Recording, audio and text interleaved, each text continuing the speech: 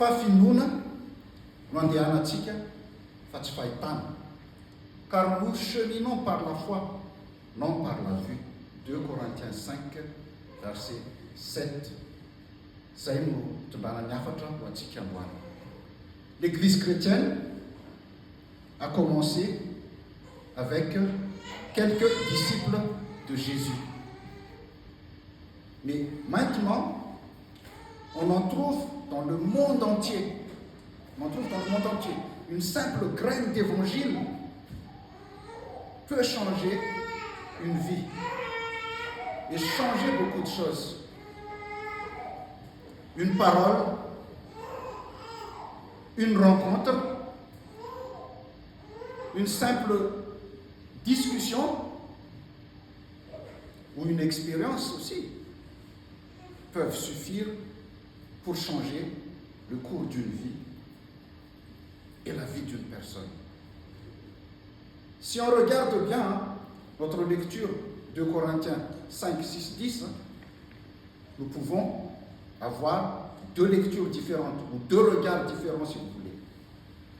Certains peuvent avoir un regard de peur car ils vont se focaliser sur le fait qu'un jour nous devons comparaître devant le tribunal du Christ. Mais on peut aussi avoir un regard d'encouragement. Parce que si on regarde bien, Paul par 2 fois, au verset 6 et au verset 8, dit « Nous sommes pleins de confiance ». Il le répète par 2 fois. Nous sommes pleins de confiance. Dans le royaume de Dieu, nous n'avons pas besoin de permis de séjour. Car nous sommes déjà citoyens du ciel par notre foi en Jésus-Christ. Tout le monde est invité gratuitement à y entrer et à y vivre. Nous n'avons plus rien à craindre pour notre salut éternel, car nous sommes déjà justes devant Dieu par notre foi en Jésus-Christ. En Romains 1, 17, l'apôtre Paul dit « Celui qui est juste par la foi vivra ». En Romains 5, 1, il dit « Ainsi nous avons été reconnus justes par la foi et nous sommes maintenant en paix avec Dieu par notre Seigneur Jésus-Christ ». Et en Romains 8, 1, il dit « Oui, il n'y a maintenant plus aucune condamnation pour ceux qui sont unis en Jésus-Christ ». Nous tous qui avons foi en Jésus-Christ, nous sommes tous déjà justifiés devant Dieu. Mais cela ne veut pas dire que nous pouvons rester oisifs. Cela ne veut pas dire que nous pouvons rester oisifs. Nous n'avons plus à nous occuper de notre salut, car Christ l'a déjà fait pour nous. Mais nous avons tout notre temps pour nous occuper de nos frères et sœurs. Fampianarana nentina tamin'ny alobavaka zany tamin'ny semitiopriera hoe mila mijery an'ireo manodidina antsika ireo sika. Christ nous a libérés pour que nous agissions, pas pour rester oisifs. Notre société actuelle n'est pas très différente de celle de Corinthe, à l'époque de Paul. Une société cosmopolite où plusieurs personnes d'origines diverses se côtoient et vivent ensemble. En fait, pourquoi vous dis-je cela? Parce que j'ai eu une discussion avec un ami malagasy, un chrétien, et c'est ce que j'ai entendu m'a complètement sidéré. En fait, cet ami-là, je vous résume la topo. Cet ami-là, en fait, c'est un ami d'enfance. Et à l'époque, quand on était encore étudiant, cet ami-là avait un problème de papier. Il n'avait pas son papier. Et cet ami-là a déjà reçu ce qu'on appelle un OQTF. Je ne sais pas si vous savez ce que c'est. Un OQTF.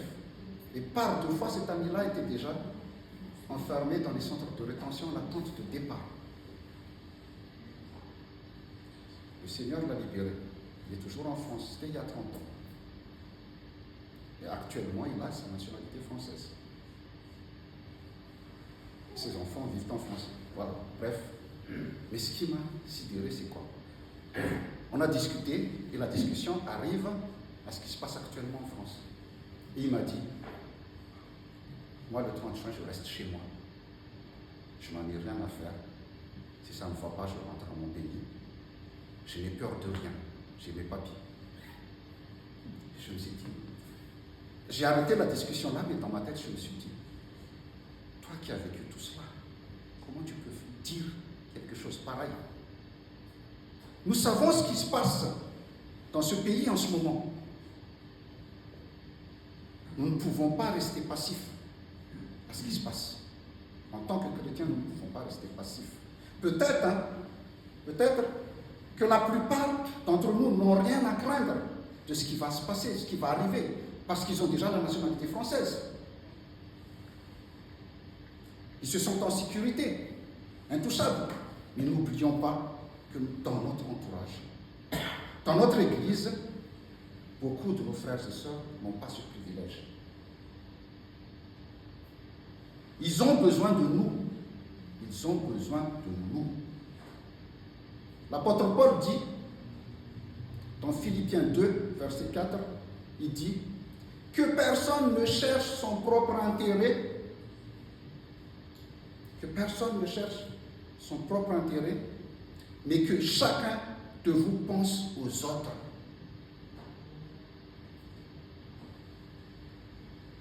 Nous ne vivons pas par nous-mêmes, hein. Nous vivons pour le Christ et pour notre prochain. Pour nos frères et sœurs. Nous devons nous libérer de tous nos mobiles égoïstes. Jésus-Christ nous a affranchis. Jésus-Christ nous a libérés pour que nous devenions des Christ pour nos prochains. Pour que nous devenions des Christ pour nos prochains. Pour nos frères et sœurs.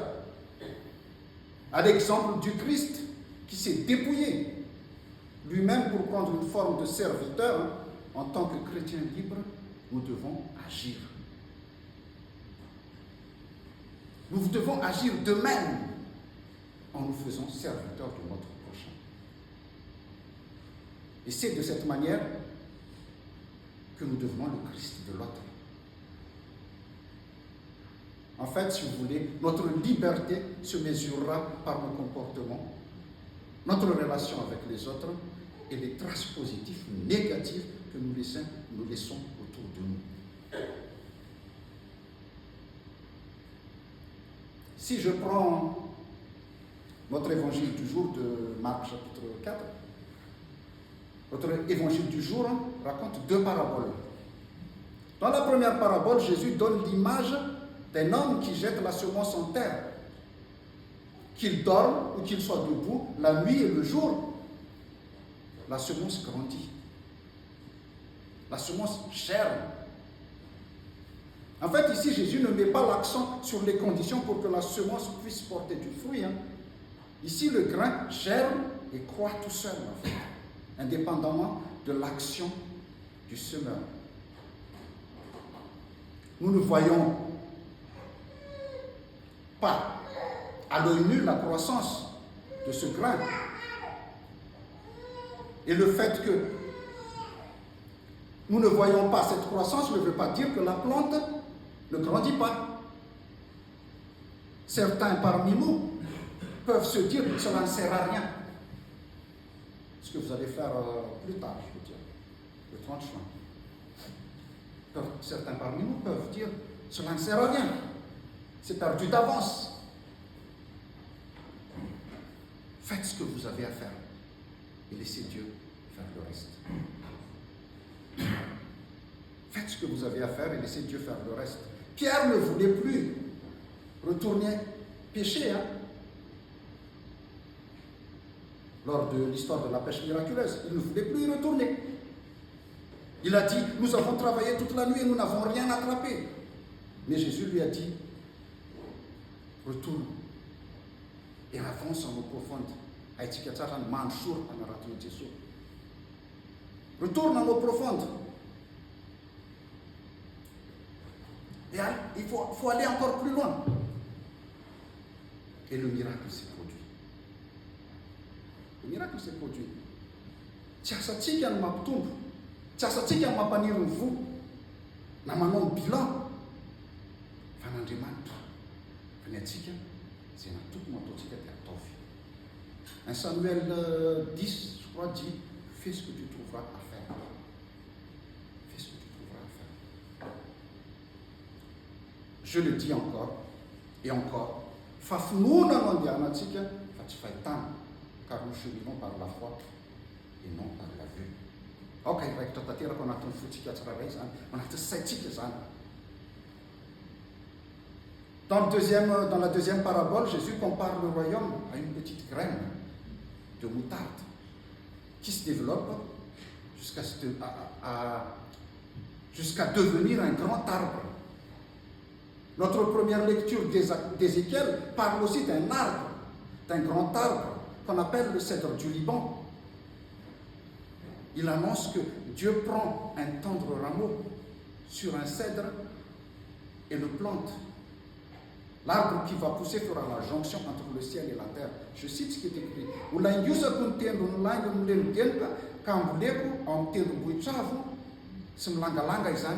Ao amin'ny tendrombohitra avo n'Israely no amboleko azy ary andrantsana sy amoa izy ka ho tonga sedera tsara indrindra ary mivorona samihafa rehetra hitoetra ao aminy ao amin'ny alokaloky ny rantsany ny toerana.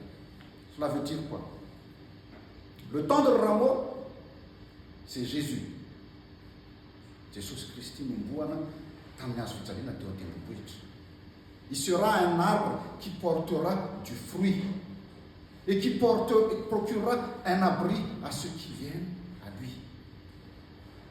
L'arbre qui abrite les oiseaux est une image qui désigne un royaume puissant en fait.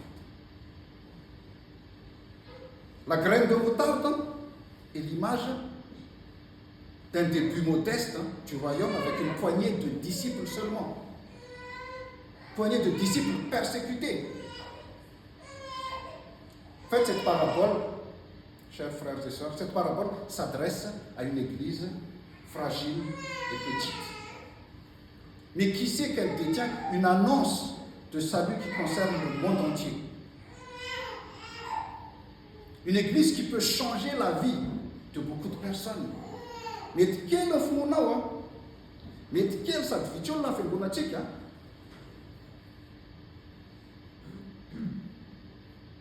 Nefa tsaro fain'Andriamanitra mampitombo an'izany anatanterahana an'izany lehibe. Notre église est petite par la taille. Nous ne dépassons même pas les 100 personnes là. Mais à l'image du grain de moutarde qui est devenu un grand arbre, à l'image des tendres rameaux, nous pouvons devenir grands. Cette église peut devenir grande par la foi et par l'amour. Nous sommes petits par la taille, nous sommes grands par la foi et grands par l'amour. Et notre Église peut devenir un abri et un havre de paix, pour ceux qui veulent s'y abriter. Nos frères et sœurs ont confiance en nous. Ces deux paraboles, en fait, nous montrent que nous ne pouvons pas voir le développement du royaume. Car souvent, nous ne regardons pas toujours là où il faut. Nous ne regardons pas là où il faut. Des fois, nous nous arrêtons aussi à des détails, au lieu de voir l'ensemble, en fait. Si nous regardons seulement notre foi, ou notre église locale, si nous regardons notre foi personnelle, je veux dire, et notre église locale, nous ne verrons pas que tout ceci a commencé par une petite graine de moutarde que Jésus a plantée dans le cœur de ses disciples il y a 2000 ans. Et que celle-ci s'est développée jusqu'à atteindre les extrémités de la terre, aiza ny toerana titoriana amin'ny filazantsara amin'izao fotoana izao. Chers frères et sœurs, le royaume de Dieu continue de croître. Même si nous ne nous rendons pas compte et que nous ne le voyons pas, continuons de semer, continuons de proclamer l'évangile et continuons de devenir Christ pour nos prochains. Proverbe 3, verset 27. Aza mamihina ny soa amin'izay tokony homena azy raha azo ny tananao atao ihany. Aza mamihina ny soa amin'izay tokony homena azy raha azo ny tananao atao ihany. Ne refuse pas un bienfait à ceux qui y ont droit quand tu as le pouvoir de l'accorder. Nos frères et sœurs ont besoin de nous. Manifestons-leur notre amour en devenant un Christ pour eux. Que Dieu nous guide dans nos choix et que la grâce de notre Seigneur Jésus-Christ, l'amour de Dieu le Père et la communion du Saint-Esprit soient avec nous tous. Amen.